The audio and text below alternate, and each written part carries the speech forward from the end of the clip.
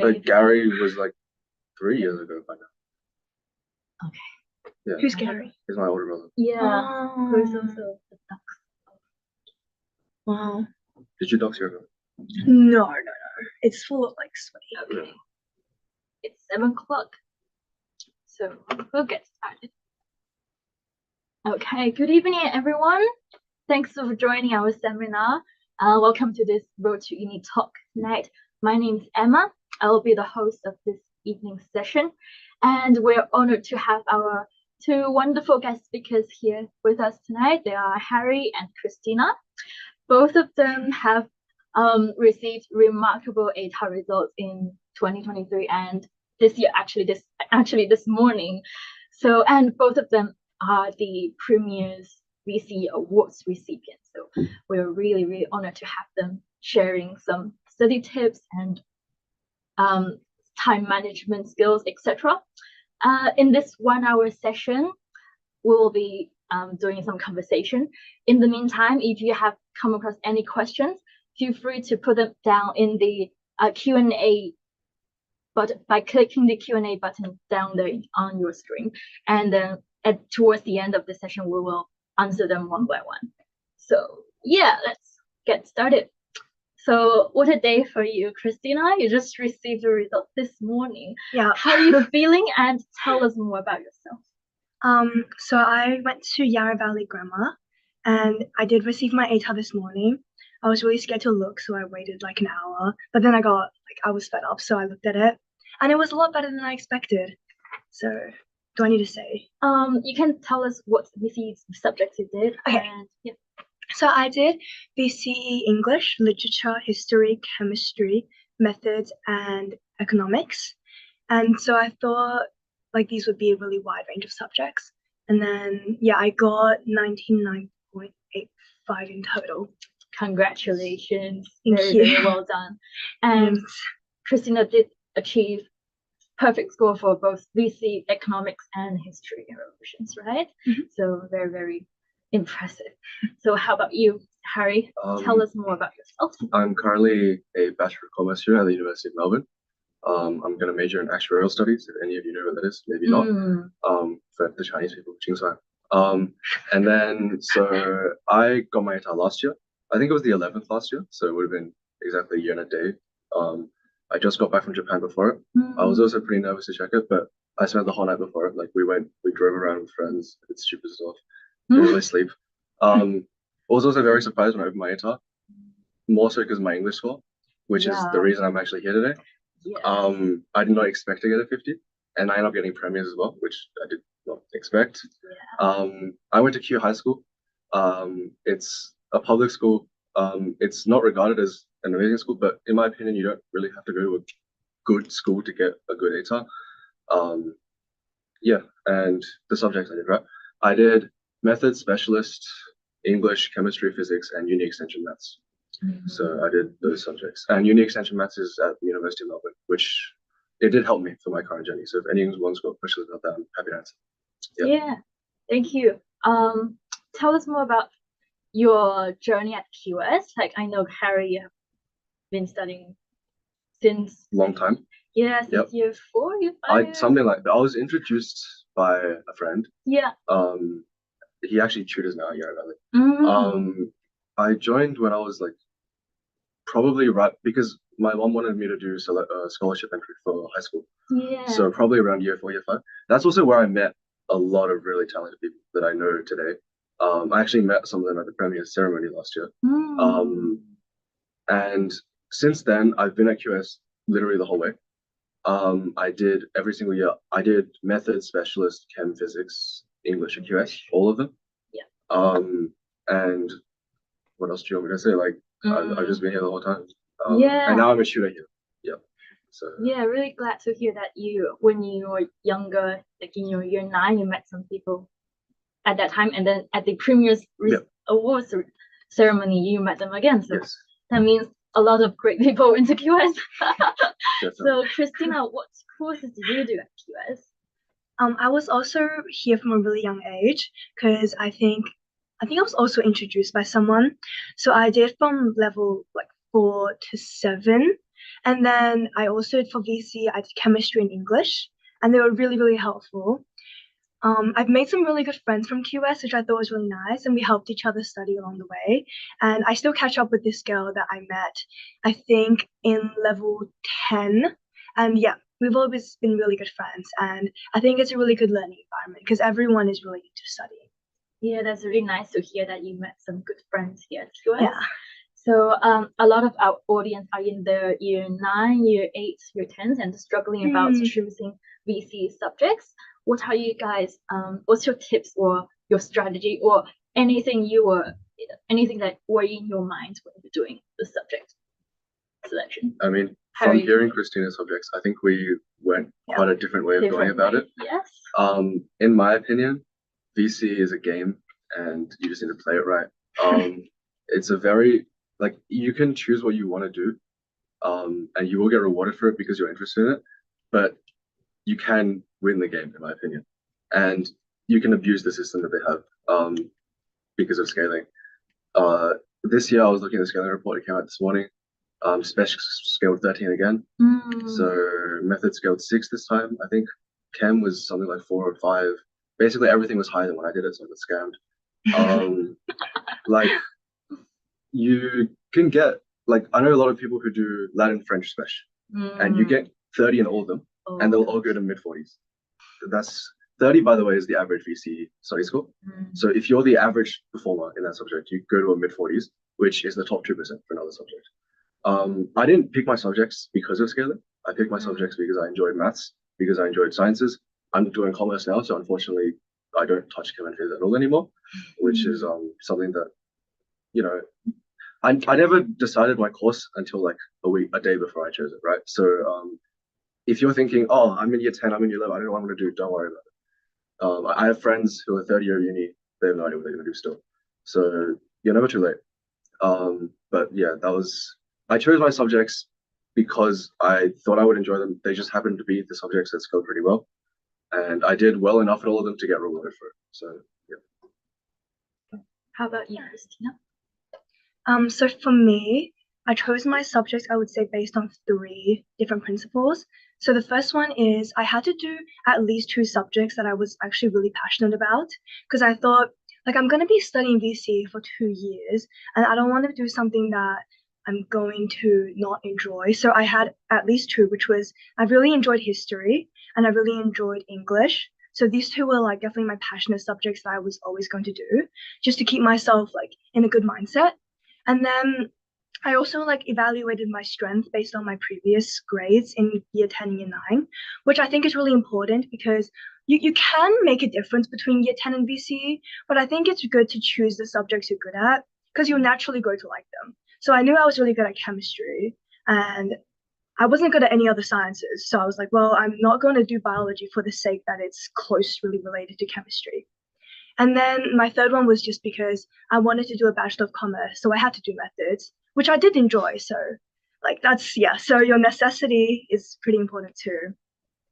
And then also for choosing subjects, I think it's really important to listen to your parents because I started off doing accounting 1, 2, but my mom, no, I dropped accounting.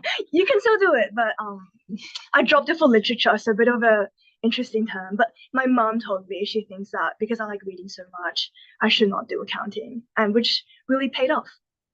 What do you think, Harry? Do you agree? I mean, yeah, just adding on, like, you mentioned biology. If you want to do medicine at Monash, say, for example, it's not a prerequisite, but it's highly recommended. Because if you don't do it and you get into medicine, you have to do like all the VC bio within a month, and it's not much fun. Other courses, I have friends who got ATARs good enough to get into Melbourne Commerce, but because they didn't do methods, they weren't able to do it. So now they have to do a year at either RMIT or like Monash, and then they have to do a methods bridging course where they learn all the methods in a month. Once again, it's not much fun. So I said earlier, you don't have to know what you're going to do, but if you do know what you're going to do, make sure to research it and know what it is that you have to do to get into that course, because the prereqs are sometimes a nightmare. But otherwise, yeah, everything. Yes, very important. Check the prerequisites of the course you want to get into, and so basically methods and chemistry, you choose these two, and then it won't limit your options in the long run, because if you want to do any medicine, biomed related thing, you have to do chemistry, and for the commerce, etc., you have to do methods. So I would say that's just UniMelb methods, commerce though. Every other uni, because the thing with methods is it introduces calculus, right? And if you don't do methods, you don't do calculus. In UniMelb commerce subjects, that's assumed knowledge. So as soon as you start your course, they give you a document saying this is assumed knowledge. If you don't know any of this, you should probably learn it. Other unis, I've talked to my friends doing commerce at them. Like for example, economics. Economics at the VCE level, there's no calculus. But in uni, as soon as you go in first week, derivatives. So it's like it's pretty methods heavy, especially in the later years. It gets very maths heavy. But at the start, that's the advantage of, I guess, coming to UniMelb doing methods, is that like you're pretty ahead in terms of economics and other commerce knowledge, just because you've done this subject that unlocks this next stage of understanding the subject that you want to do. Yeah. Also, Harry, you mentioned you did uni maths during VCE. Does it help for shorten your uni courses? So tell us more about next year, sorry. I did my first year of uni this year. Next year will be my second year. Yeah. In uni, how it works is you have 2 semesters, and each semester you do 4 subjects. So you do 8 subjects a year. So next year I'm going to be doing, my normal study load would be 4 subjects sem 1, 4 subjects sem 2. But because I did uni maths in year 12, I'm able to underload. And what that means is in my first semester, instead of taking 4, I get to take 3 subjects, which gives me more free time to do work, do whatever I want, right? Again, second semester, once again, underload again, 3 subjects instead of 4. That's because uni math is also free, by the way. I mean, for me it was, and a lot of courses that you can do. Meanwhile, at uni, you have to pay like $1,000 each for them, or more. Commerce subjects are $2,000, so it gets pretty expensive. Uni, a lot of kids nowadays are looking into doing uni subjects early, and it's worth it because you get the credit points, and you also put yourself in that environment. You kind of see, it's pretty cool because at the end of the year, you get to go to the Royal Exhibition Center where all the UniMelb kids are doing their exams. You walk in there, it's like thousands of people just sitting there. It's a sea of heads. You're like, this is what my life's gonna look like for the next 3 years. So that's positive. Yeah, so positive. Look, get excited. Yeah. So would you say you can only do uni maths if you are very, very talented maths students, or what's your take on? There's a prerequisite. Okay. So the prerequisite is either you're doing methods, I think, and spec concurrently, and you got A's in 1, 2 for all of them.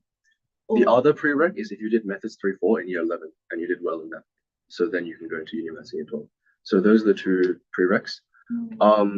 If you pass those prereqs, you'll do fine in uni maths. Even if you didn't, you'll do those subjects in first year uni anyway. The 2 subjects you do, if anyone interested, linear algebra, calculus 2. Specialist maths. So in calculus, in American colleges, they split it up into Calc 1, Calc 2, Calc 3. In Spec, in Victoria, it's actually Calc 1. So if you don't do Spec and you want to do something maths related in uni, you're going to have to do a course called Calc 1. It's basically Spec. That's why if you do Spec, it lets you skip it. With commerce, it's pretty relevant as well. Some of the Spec concepts later on, not so much in the first year. But yeah, everything regarding uni maths, it's pretty content heavy, but I found it to be manageable, not even as much so as a VC subject. Like, I had 2 hours of class a week on it, and I wouldn't say I spent much time outside of class actually studying for it. I just went to the classes. I ended up getting, should I talk about the scoring system? It depends on. I mean, bottom 2, it has to be bottom 2, and you get, it's kind of complicated. Yeah. So do your research maybe. And then thanks for sharing this very useful information. Let's move on. Like, which VC subject is the most difficult for you, in your opinion? Christina, do you find anything? Or no? No, I do find things. No, I'm not like that. I think history and literature were the hardest. I think methods, even though I scored the lowest on that, I think it was, if I put in more effort, I think I could have done a lot better. Yeah, I did. Yeah. It was really history and literature, because you had to do a lot of reading, and it's hard to find time to do that when you have so many other subjects. But I think with those subjects, it's like if you have a good teacher, it's a lot easier. But if you don't, you have a lot of extra resources. Like, for example, I would always read other history books written by like actual historians, which helped, as well as looking at YouTube videos by people like Oversimplified, which is really like it's really simple, but it really helps you. And yeah, same for literature. And I know you won't relate, but English was also pretty hard. Oh no, I think I for was gonna that, say it's my hardest subject. But yeah. Sure. No, Okay. actually, I'm serious. For English and Lit, yeah, I would say looking at other people's essays, especially those who did really well. Yeah. So I got a 50 in English, but it was my hardest subject. The subject I scored best in. 50 How then? did I get 50? I got lucky. So Christina mentioned looking at other people's essays. I did English here at QS. We had a system here where there's a head tutor, I think Brian, Mr. Young, and we have a lot of student tutors around the class. I had one in particular, her name is Haley. She doesn't tutor here anymore, but she was really helpful during my time. A lot of the other tutors they still here, like Ethan, Emily, they were really good. Yeah. But what you do is they graduated the years before you. They got a high score. They have their essays for you to read. Why not just copy them, right? So like that's kind of what I did. I don't know if Emily will ever hear this, but she knows I basically took a third of a comparative SAC. That was back when that was my study design. It's not your study design anymore. Yeah. But I kind of like took a giant chunk out of her essay to put it into mine. Okay, and I told you it's a game, right? Yeah. Thanks for your honest sharing. Well, it shows how useful our tutors are. Yes, exactly. So English, I knew I had to do well in to get a really good ATAR because it gets you a top 4, right? It has to be a top 4. Yeah. So I wanted a pretty good score in it. I didn't expect to get this score. The reason I did is because for my exam I memorized 2 essays, and then my exam the topics happened to be really similar to the essays I memorized. So it was just regurgitating words out of my head onto a piece of paper. But you also done a lot of memorization, a lot of hard work. It took me a week to memorize about 3,000 words. Yeah. But I didn't do much work the rest of the year, so I'd say it was worth it. Yeah. How did you do in your English SACs? Okay, that's a good question. The first SAC I did not do well in at all. So my school is not that strong for English, and I also didn't do that well in the first SAC. And basically, I was wondering, like, damn, like, can I even get like high 40s anymore with this SAC score? Like, even one SAC, right? If you're aiming really, really, really high, it can ruin your chances of getting a score like that, especially if you're in a school that's not that strong, because your ranking really matters, right? Yeah. So the rest of my SACs I did fine in, but what ended up happening was my English SACs. I don't know if everyone knows how SAC scaling works, but my SACs at my school, they were scored 87 and 91. After my exams, they both got scaled to 100. So that's because not only was I ranked 1, I did really well in the exam. And what that meant is they looked at my SAC scores and like, wow, he got such low SAC scores for his exam score. Yeah. So his SACs must have been really hard. So we're going to scale them up all the way. That's what happened to me. Not only did that happen for me, I think my school had 740s that year. I can say I single-handedly pulled all 7 of them up to 40. Because if it wasn't for my SAC scaling, they wouldn't have gotten that much. Yeah, so SACs do matter quite a bit, and SAC performance matters a lot. But just if you're at a school that's not considered as strong, really try your best to maintain that ranking. Yeah. Because it's like a fail-safe for your exam. Obviously, you want to do really well for your exam as well, but in case it doesn't happen, right? But yeah, my SACs, they were okay. They weren't amazing, but I still got that score, right? So yeah, it's still possible. Thank you. Christina, you did both English and literature. And after hearing what Harry said about the SAC and exam, how did you do throughout the year? Yeah, I would agree that your SACs definitely matter, because as much as if you do well in the exam, I'm not talking about if you get like 100%, but if you get above 90% or something, I still think your SACs do play a role in what you eventually get. So you have to make a consistent effort. And also, not only does this help your study score, but it also like builds you up for the exam, because the SACs aren't just there for fun. It's actually there like as a building block for you. So I think it's really good for you to try hard in those anyway. And for literature, well, all my SACs actually got 100%, but my final score was 48. So that also shows that exams do matter, because like you can't get a 50 by smashing all of your SACs. You still have to keep a consistent effort for your exam as well. So I think it's really keeping that balance. And then I would say, like, do put a little bit more time into the exam, because SACs are a bit more gradual. But yeah, that's how I would say. Yeah, in terms of study methods, Harry said about memorization. What's your techniques for learning English and literature? Let's hear from Christina. Unfortunately, it's literally the complete opposite. Yeah. So I didn't memorize a single essay. I thought that adapting to the essay topic was just a bit more for me personally. I think I really enjoyed looking at the topic and seeing how I could adapt my evidence to it. Still definitely memorize all your quotes, all your evidence. I just would say I personally did not regurgitate words just because I wanted to make it sound a bit fresh. But obviously it worked perfectly well for him. So just personally, I think that if you enjoy like reading and stuff, I would say like you can adapt and be flexible as well. Yeah, Depends on what kind of person. Yes. Yeah. I didn't do that because English is a subject that I wanted to spend the least amount of time on, and I hated it a lot. Yeah. So I tried to put the least work in for the most return, right? And I memorized some pretty good essays, and I got pretty lucky in the exam. But with what Christina mentioned about adapting to the topics, I did practice that with my essays that I memorized. So I was able to adapt my essay to a range of topics, and even though I didn't ever end up having to, but yeah. Yeah. Thank you. Also, Christina, you got 50 for economics. Can you share, because some of our audience asked about economics, can you share some study tips on this subject? Sure. So it's my favorite subject. I love talking about it. My biggest study tip that I would say to everyone is read the textbook.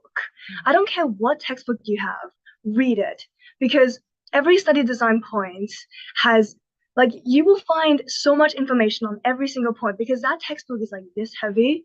And if you read it, you will genuinely just absorb so much information. Even if you read it passively, like you just listen to music I even watched anime in the background whilst reading the textbook. But just even reading it, you absorb all the words, because in economics, you have to have certain words that give you a sparkle in the responses. And once you read, you really get those words just in your short-term memory. And so if you do this before SACs or for exams, even if you study minimally, as long as you have those certain words they're looking for, which you find in the textbook, it's really helpful. And another tip for economics is it's a very up-to-date subject. So all the content is based on the past 2 years. So this is why you must read the news. And I subscribe to Apple News for the subject just because it actually had some really interesting economics articles that are they were actually really interesting to read. So it's beyond just VCE. And by learning that, you really impress the examiners who are also economists, so they would also be keeping up. So keep nothing from them because they would be really impressed if you mentioned, for example, the gig economy or underutilization and all of that niche stuff. Yeah, many of our previous guest speakers also mentioned about reading news, and it's helpful for your English as well because of the type of exams you get. We got an interesting question from Teresa, who's in year 9. She asks, how did you take on any leadership roles during VCE? And if you did, how did you manage your time and responsibilities? I believe time management is a big topic that so many people are interested in. Harry, what's your answer? What's your thoughts on? I didn't manage my time well. I came from an exam earlier today that I did an all-nighter for last night because I didn't study for it before. There you go, there's proof. When it comes to did I take on leadership roles? No, I did not. Okay. I regret it. So, I mean, I'm not in a place to say I regret it because the school that I went to, Q High School, you don't get that many opportunities to do things like that. And that's one of the cons I would say would be of going to I don't know, not even would you say non-private, non-selective school? Because you can get the same ATAR if you go to a public school, but you won't get the same opportunities. I can say that for sure. Because a lot of the people I'm meeting now in uni, they did international biology Olympiad, international physics Olympiad, international maths Olympiad, so on, all this stuff, right, that I never got a chance to do because it wasn't offered to me. So if I had the option to take leadership roles, I might have taken them. Now that I'm in uni, I am taking more initiative to do things such as joining clubs. If we talk more about uni later, that's something that I will talk a lot on because it's something that's I think is very, very important in uni. Yeah. But we'll move on to that later. You can also introduce that to Christina, who is going to the yeah, that sounds good. Yeah. But I didn't do anything. Yeah. Oh. I just studied and played games, and it worked out. Yeah. But Harry is also really good at gaming. True. Yeah, Christina, how about you? How about what's your take on time management? Any Time tips? management. Yes. So I think I manage my time relatively well. I would say, should I just run through a day of my school? Yeah, sure. So like anything you want to talk. Okay, cool. So, okay, this is gonna sound really nerdy, but when I was in year 11 doing economics, I was really terrified. So I would wake up every day at 3 o'clock and study until school started, come home, sleep at 7 o'clock, and then get up at 2 the next day because I would rotate between 3 o'clock and 2 o'clock. That does not work because I don't know, I don't think eating dinner before you sleep is a good health option. So yeah, and then in year 12, my time management became really well because I realized that was horrible for me, and I lost a lot of weight.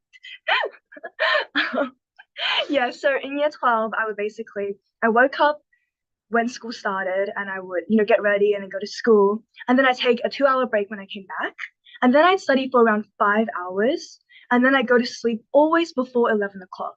I would never pull an all-nighter. Even during exams, I never pulled it because I just thought like my brain needs a break. And I think that helped me absorb information really well because like I would go to sleep with all the information already having like been processed because I would have taken a break before bed. So I think that's a way better way to do it. And I would say like the way to have really good time management is to use the time you have in class because that's basically 6 hours. So you can get a lot done during that. And I think a lot of people don't realize that. Yeah, thanks for sharing. Yeah, I think it really depends on what type of person you are. If you're more, Do you want to hear a day in the life of my school? Sure, go ahead. School starts at 9. I get to school at 9:15. I would do nothing at school. I would try my best, but I don't know. I thought it was more fun to have fun. I came home. Okay. I would study an average of probably 2 hours a day, but during stack periods, more like 9 hours a day. But you do come to QS for like exactly 8 hours. it was 8 hours on the weekends, right? Yes. So yes. it adds up. Yeah. And then I'd sleep at like 2.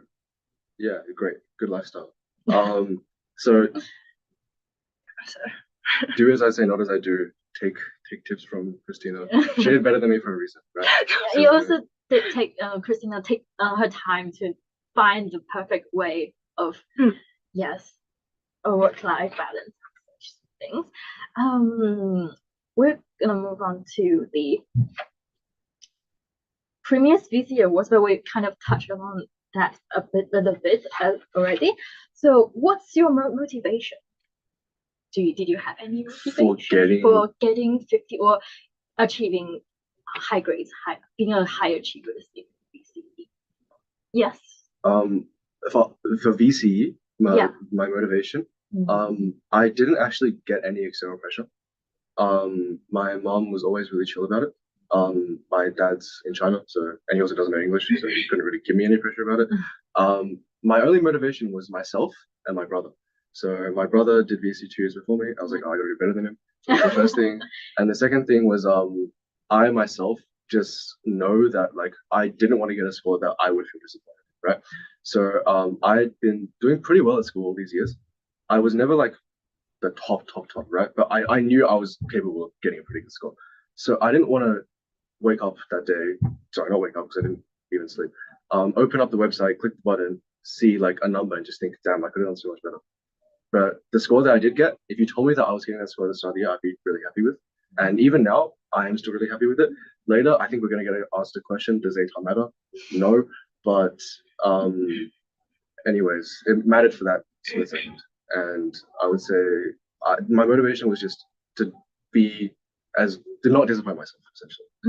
What's the intrinsic motivation? Yeah. What about you?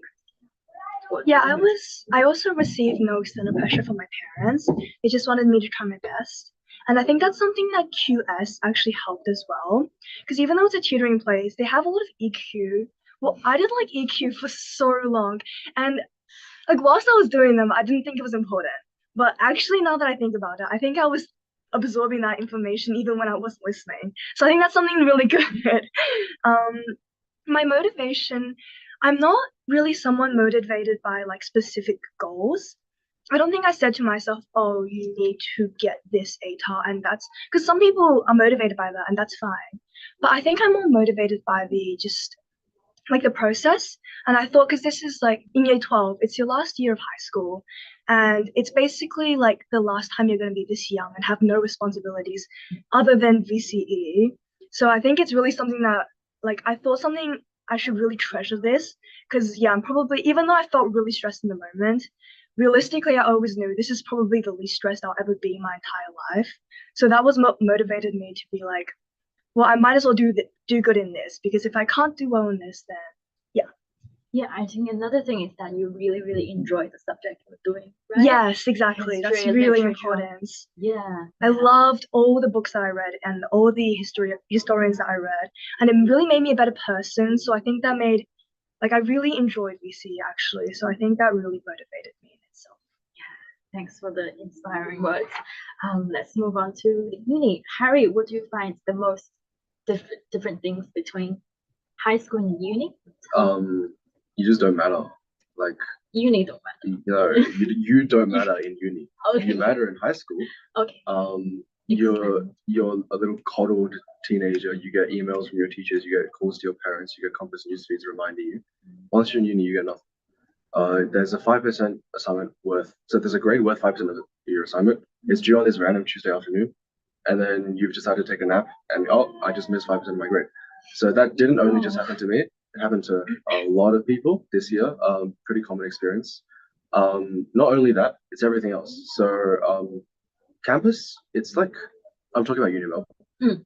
It's really daunting because you walk into a lecture hall and it's just a giant canvas, 500 kids, 2 big screens, 1 little man up the front, and you're just listening.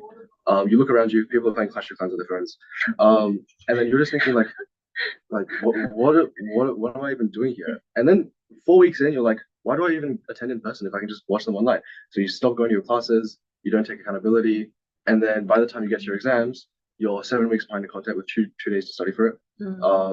You somehow manage to get it done. You walk into your exam hall, you come out, and you're like, oh, I want to go to sleep. Uni experience, that's one part of it. Another part of it is like it really opens your eyes to like how big of a world it is, I feel like. In my high school, I went to Q high school once again. It wasn't an amazing school. It wasn't a bad school, it wasn't amazing. In my first class, I recognized someone that I saw on YouTube for getting a 9.95. Yeah, I was like, okay, this is how it's gonna be. So the stages that I'm on right now and the people that I'm hanging out with, you get a lot of imposter syndrome. You're like, these people are so talented. Why am I on the same platform as them? That's what it feels like sometimes. Uni of commerce, especially, I mean, not even just commerce, like a lot of the courses, but there's a lot of talented kids everywhere. Especially if you join clubs, you'll find there's a lot of really, really, really smart people. And to be honest, one of the reasons I joined the club that I did was to like steal motivation from them, was to hang around these really motivated people, see what they were doing every day, and just think like how do they manage to do everything that you do better, right? And then like apply that to yourself, I guess. What's the name of the club? Enactus Melbourne. Enactus. It's a club for startups, but to be honest, I've been treating it more as a social club. But there's a lot of really, really good clubs in uni. No matter what faculty you join, you'll find all of them. In my club, for example, there's arts and science kids, and we're a commerce club, right? So it's really diverse as well. It's a good opportunity it's basically nepotism, because you're in an environment where you're surrounded by second and third years who have been through everything you've been through. And they have got internships, they have got grad offers, they've done all the subjects you've done, they've got all the notes.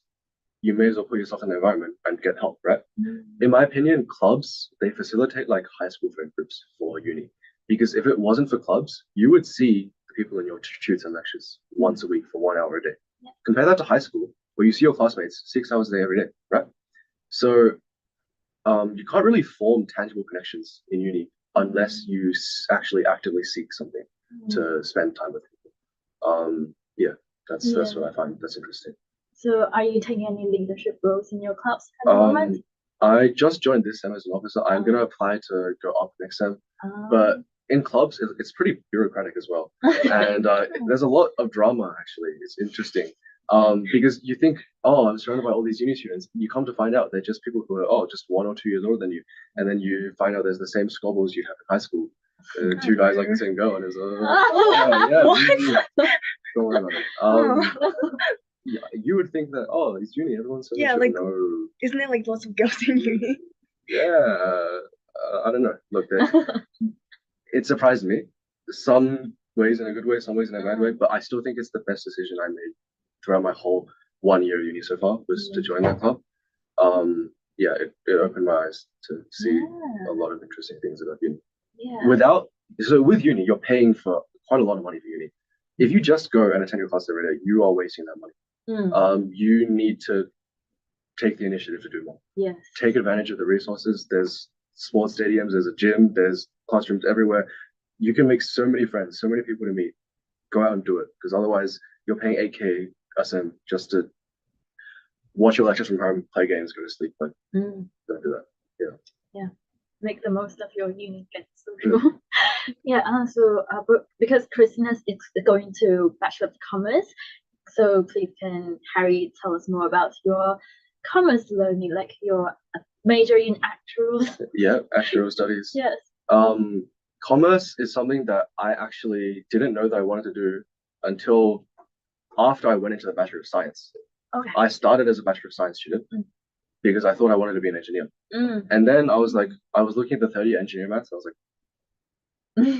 like, there's Greek letters everywhere. There's not a single number. It's like, yeah.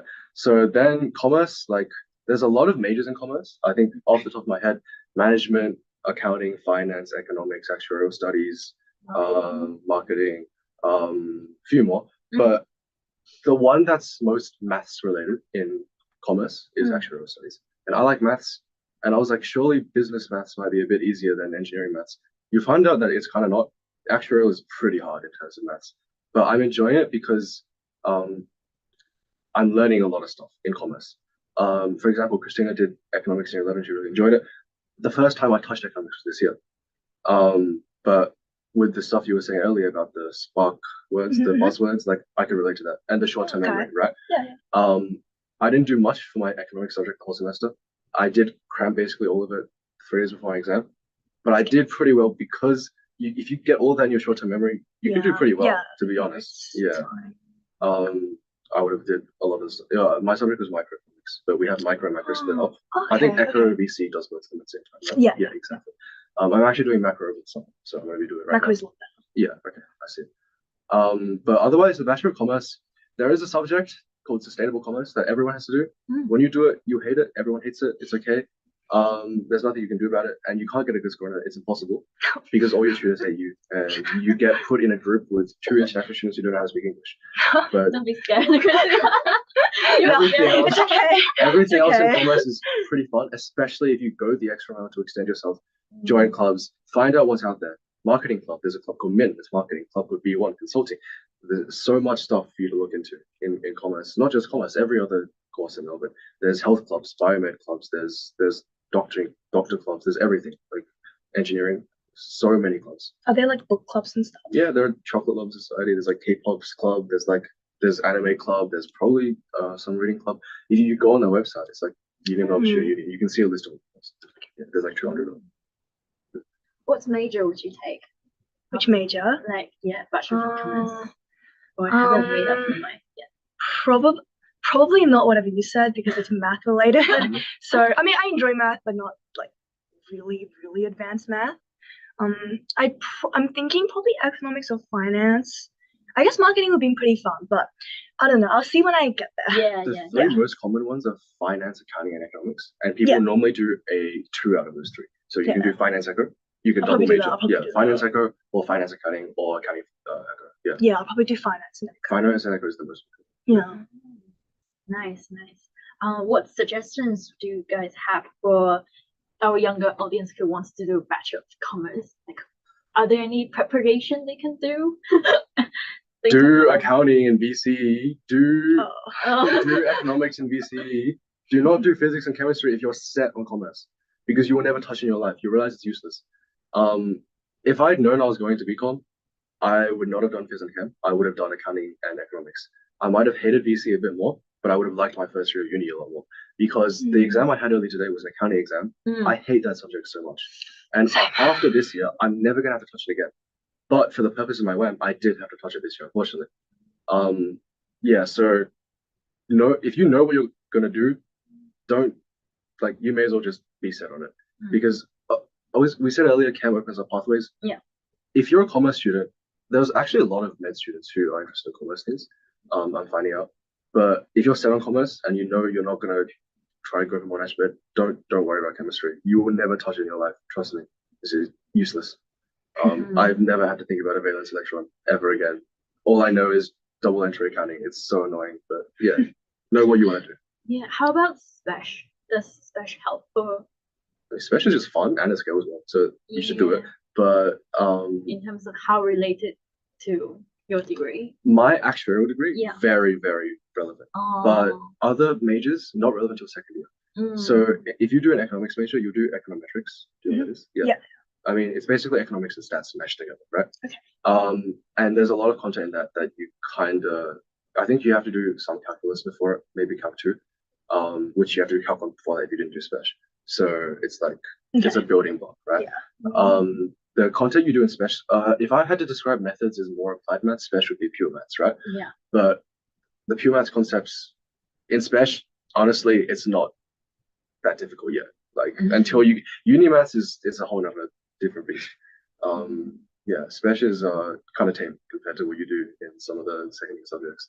But it's really useful, a lot of the knowledge, if you know you're going to go into that thing. It's like I said earlier, right? If you know you're going to do commerce, don't do physics and chem. If you know you're going to do something maths related, you should probably do Spec because it'll help you. And even if you don't do it in VC, you're going to end up doing it later anyways. So get it out of the way while it scales off 13. That's my opinion. But do choose some science if you're interested in the subjects. Yeah. How about some potential career paths and opportunities by doing Bachelor of Commerce? I know Christina's gonna be enrolled in this package course. Like she's gonna do a Juris Doctor after this Bachelor of Commerce. Harry, what's your? I have been misfortunate enough to find out too much about this year. Because once you get into commerce, you're in what you call the rat race, where you go on LinkedIn, you make an account, everyone around you already has a LinkedIn, everyone around you has 500 connections already. You look at the commerce job opportunities after undergrad, and you see, like, you think investment banking, you think private equity, you think venture capital, you think consulting. So these are the 4 big ones that even out of grad, you're making low 6 figures. Give it 10 years, you're making a lot of money. So commerce, when you say commerce to younger kids, they think, oh, you're doing money. That's really what they think. In a sense, sort of true.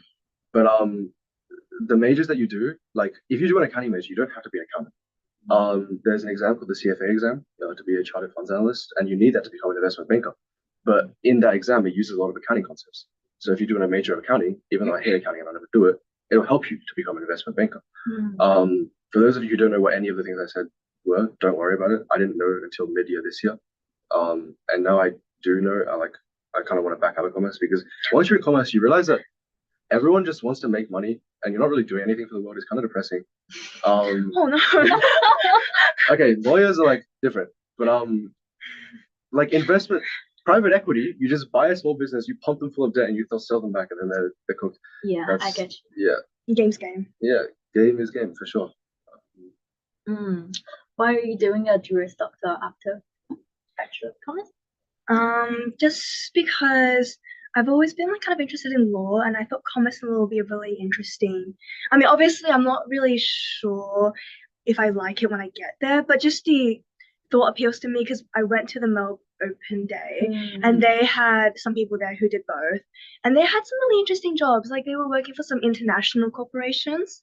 I don't think they were doing anything particularly good for the world, but I think it was interesting though that they could combine a knowledge of like English, because you have to be like pretty like really good at reading to be a lawyer. So I thought that was pretty up my alley. But then I didn't want to give up on commerce because I really enjoy math and economics. So I just thought that was like a good compromise. Because for me personally, arts, I didn't want to do it because I wasn't sure which majors I would choose. I feel like there was too many. Yeah. you want to add anything? All I'm going to say is get ready to enjoy accounting.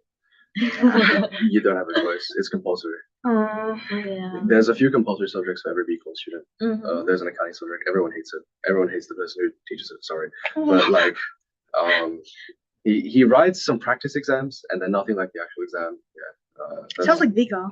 Yeah. Don't worry, he won't be listening to our I don't think so. Yeah. I won't be the first person to say that. Okay, for the audience, okay, we already got some questions, but in the meantime, we'll also still got 5 minutes chatting. If you have any questions, put them down in the Q&A button down there, and we will just wrapping it up. So just a fun question that Harry brought up earlier. I got a question for them. Does ATAR matter? And Harry said no. Can you expand it a little bit? ATAR matters for the course you want to get into, and if you are trying to get a scholarship. So, for example, Melbourne's Commerce Achievement Scholarship. So Melbourne has chancellors, everyone knows about it. If you get a 9.9 or 9.5, you get your course paid for, essentially. However, other courses, for example, science doesn't have anything else. But commerce has this thing called the Commerce Achievement Scholarship, where if you get above a 98, that's like the minimum criteria, but they only accept the top X amount of kids, right? So it's really competitive. Last year, the cutoff was 9.75. Long story. I qualified for it. Long story. If you get it, you get 10K a year. It's pretty good. Wow. So it matters for trying to get scholarships. It matters for getting into the course. Apart from that, nobody cares. If you're in uni, you bring up your ATAR, you're a loser. That is all there is to say, to be honest. Like, maybe the first day of uni, you see someone and you're like, oh, and you have a conversation. What high school you go to? Like, oh, what ATAR did you get? Don't ask that question, please. No, don't say that. Like, you're beyond that point. don't talk about it. You also get to see, like I mentioned LinkedIn earlier. Yeah. Unfortunately, I am on LinkedIn being a commerce student. There's a lot of really, really talented people in uni. They're on the dean's list. For those who don't know what that is, you're the top 3% of your year level in your degree.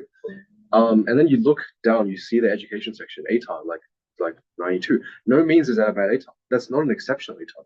But look at them now. They're the top 3% of UniMel BCom, right? So you don't need to get a good ATAR to do well in uni. It's a very different study style. And that's why I said, like, VC is kind of a system that you can gain. Uni is more so hard work. Hard work definitely beats talent, in my opinion. That's why I don't think ATAR matters past your course and scholarships. That's it. Very well said. How about you, Christina? What's your view on ATAR doesn't matter? Yes. I think in terms of like how you are as a person and like what you mean to society, no, it doesn't mean anything. Don't base your value on a number. That's really dumb. I'm not really sure because I'm not in uni yet.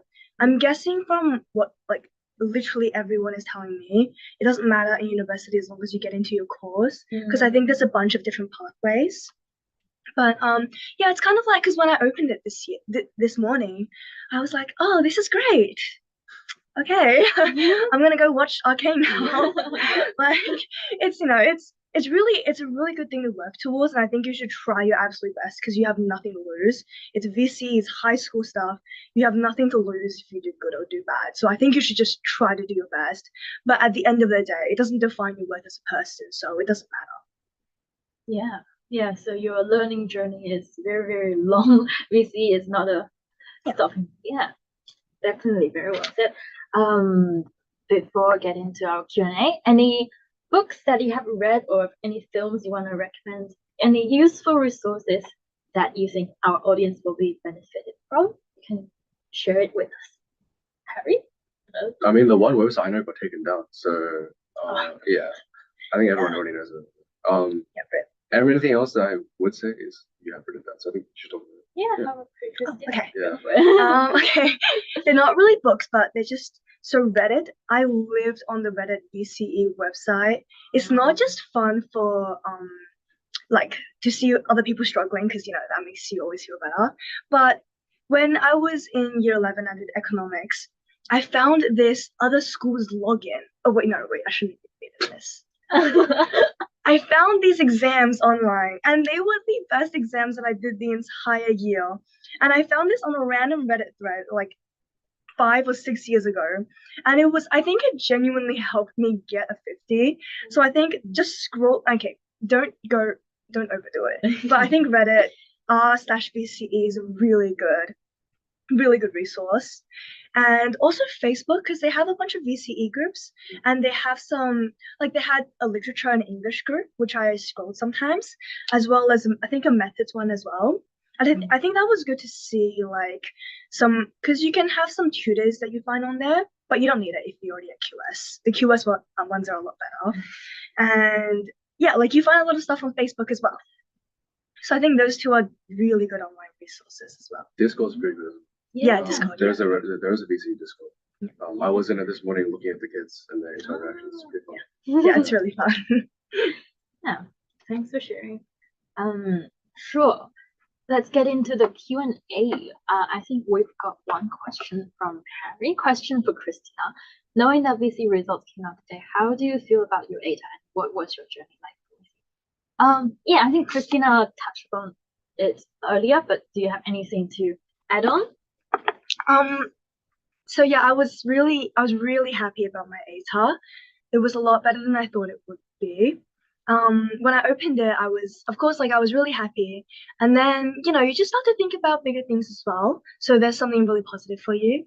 And my journey for VCE, I would say I started off, because I started year 11 in a new school, which I think some of you might relate to if you want to join a more selective school for VCE.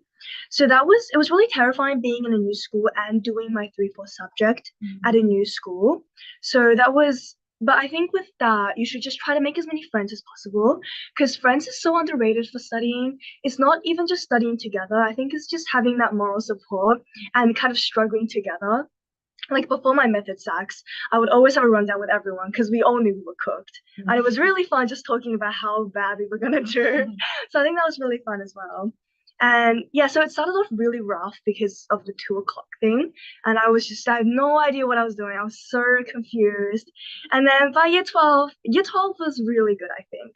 I think once you get into your mojo, like it's completely fine. You will have a really nice time. And as long as you make time for yourself and you watch the shows that you want and you don't not go to parties. I went to like 4 18th parties in like 2 weeks. Don't skip any of those. I still did amazing on all my sacks then. So don't skip any parties. Just have fun. And yeah, I really enjoyed VCE. Yeah, thanks for sharing. Do you have all the audience? Do you have any more questions for Harry and Christina? Please put them down. Yeah. If not, I'm just going to see whether we skip any questions on the list.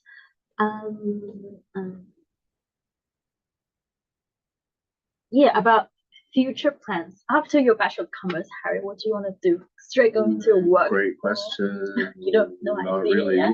So, doing a Bachelor of Commerce major in actuarial studies. Yeah. The main course that you can do is become an actuary. And if I can, that's what I want to do because actuaries make pretty good money and they have a good work-life balance. It's not like if you become an accountant at the Big Four, you're going to be a corporate slave for 11 hours a day. Or if you become a management consultant, you're going to make like high 6 figures, but you're going to be working 14 hours a day. Is it worth it? Right. So actuaries, we do maths, kind of fun. You learn like really, really advanced calculus, and then in your work, all you do is Excel. But you make pretty good money and it's really good work-life balance.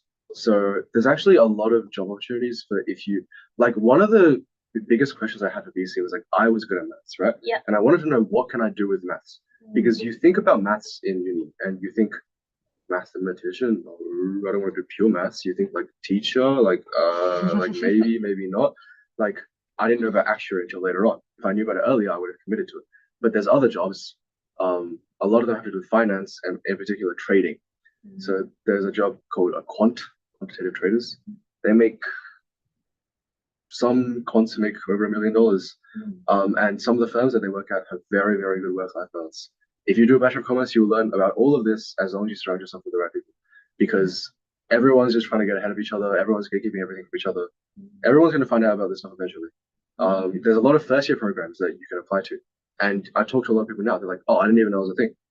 But because I put myself around the right people, they were like, oh, by the way, this is open. You should apply for it. Like, you need to take the initiative and go for these things if you want to like go further in uni, because you can just like it's Australia. We have a lot of freedom to do whatever we want. You can do whatever you want and make pretty good money doing it, have financial security, as long as you have that foundation, right? Or not even sometimes, but it's like, yeah, you want to surround yourself with the right people, and in uni, that's something that you'll be looking forward to. It's something that I think all of you should like have a go at once you get there. So straight into workplace, not doing any masters. I don't know. The thing with actuaries is pretty convoluted. Like you have to do this honors thing or this master's thing to get your accreditations. Yeah. But one of the options would be straight into the workforce. A lot of people have done that because if you do get into the workforce, they actually pay for your exams instead of you doing it yourself. Yeah. Wow. Yeah. If you get a job. Yeah. Are you doing any internships during the holidays? So I was misfortunate enough to apply for an EY program. Okay. I got into it, and we sent our applications in. They said they get back to us in October. Yeah. It's currently December. They haven't sent anything back. So it kind of tells you a lot about the Big Four. But I think it's something that even though a lot of people, they think, oh, I don't want to work as the Big Four as an accountant, it's something as a launchpad, right? So in uni, you want to look for opportunities to boost your resume, to make your LinkedIn look better, as like annoying as it sounds, right? Everyone has a different corporate personality. You look at their LinkedIn, they're so formal, and then you meet them in real life, they're so nice, they're normal people. But you look at their LinkedIn, it's like, oh, he's done this, and I've done this. Like, what am I compared to this guy? Yeah, that's what it feels like sometimes. And it's a skill as well to learn how to expand Yep. your experience on LinkedIn. Exactly. So don't worry right? about it. I think I need to link a tutorial. Yeah, you will get one in the email, I believe. Yeah. They are Yeah. for careers. Yeah, so internships I heard is quite important. Internships are important in commerce. However, you look at everyone around you getting internships, that's the minority. Not a lot of people actually get internships. And even though like, you're a uni mom, right? There's also kids at Monash, RMIT, all those unis. You want to surround yourself with the minority that are getting the internships, so you can be motivated. You can look at their LinkedIn update feeds. I'm starting a new job as assurance at PwC. Damn, good job! You're amazing. Yeah, it's just, but do your research. Yeah. If you do go into a field like commerce, in other areas, it's important, but it's not as important. But in commerce, like everyone wants to get ahead, so it's just you have to be ahead of the pack. What would you say is the advantage of doing a Bachelor of Commerce at not other university? There's the thing I mentioned earlier with essentially being a year ahead on your subjects, because I've compared what I'm doing in my first year finance subjects with some of my second year finance friends. We're doing the same thing. So we're kind of a year ahead. Also, it's the opportunities. Unival is a target school for recruiting. We'll learn all about target schools if you look into more about commerce. But like a firm like BCG, if anyone knows what BCG is, they might look down on like an RMIT graduate. It's not nice to say, but it's the complete truth. Whereas if you graduated from the Unival with an MBA, they're like, oh, we want you. So there's like the name, like, oh, 13th best university in the world, right? Not really. It doesn't feel like it, but yeah, apparently it is. So the reputation, the name, the people you get surrounded by, because a lot of international students come over to do commerce at Unival. A lot of them are really, really, really smart because they think Unival is such a good uni, I should come and do commerce here. Just the environment.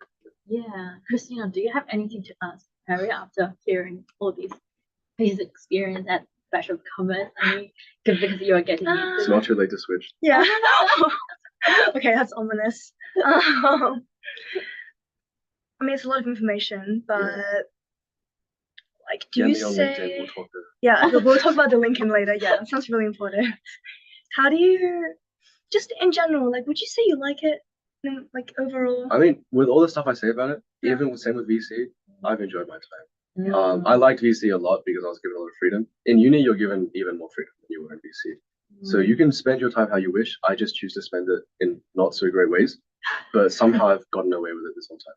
So until I stop getting away with it, I'm not going to stop doing it, which might be this semester. Yeah. Well, thank you.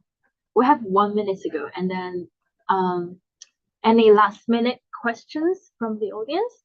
We are more than happy to answer them. And I hope everyone has enjoyed our conversation, has gotten a lot out of of this seminar. So yeah, we're gonna wait for another 1 minute. Any questions for our wonderful speakers? If not, what's your holiday plan, everyone? I have a question for Christine. Yeah, go for it. Why Melbourne? Why Melbourne?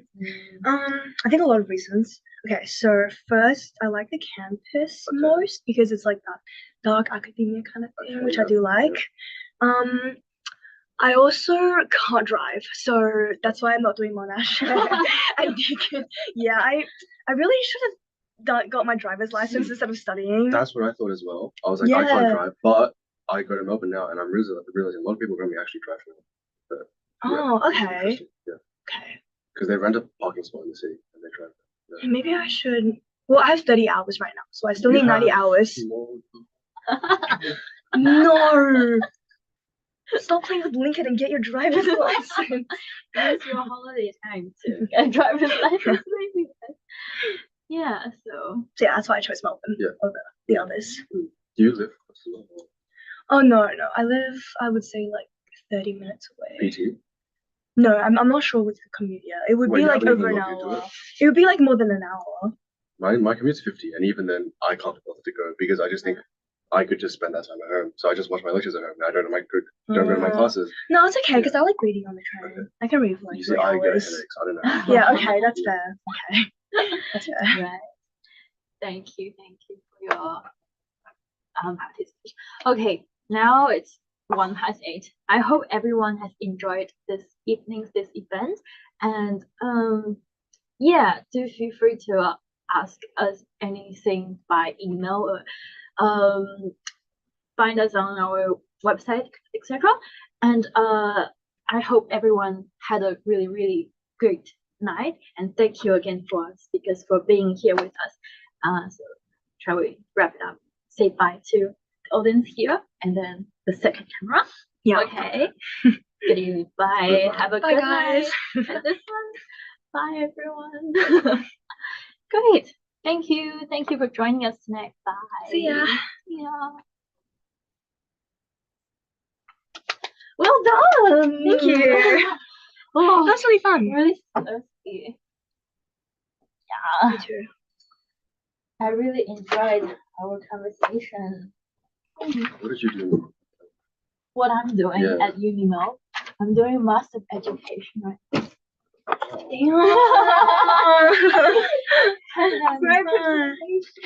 What did you do undergrad? I actually did social anthropology at the UK. Which London School.